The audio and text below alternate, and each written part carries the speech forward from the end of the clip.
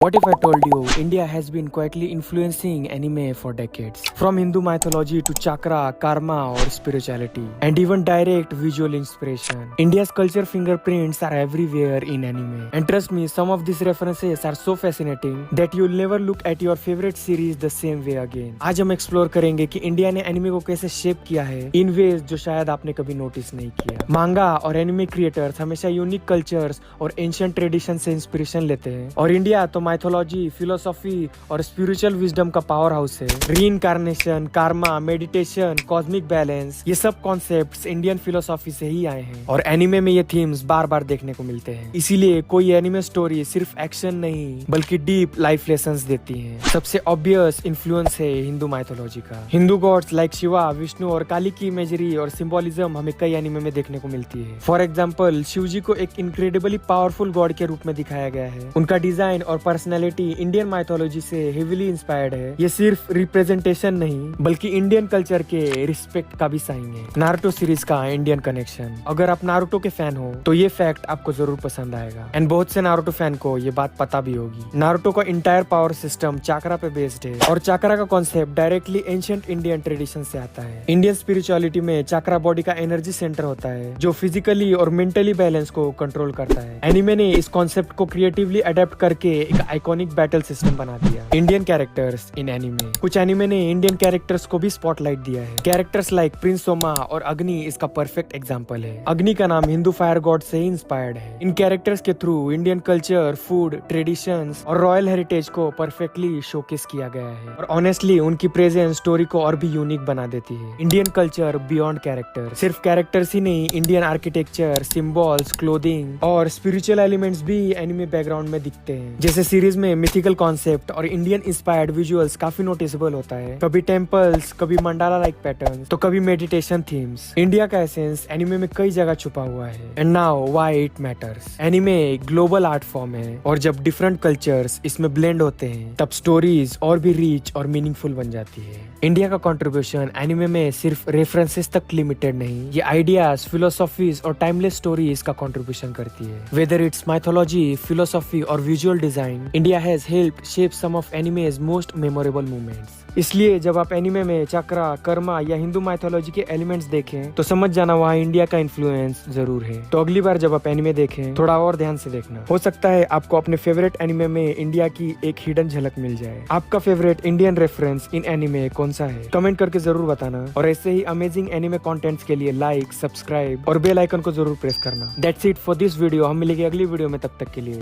Bye bye.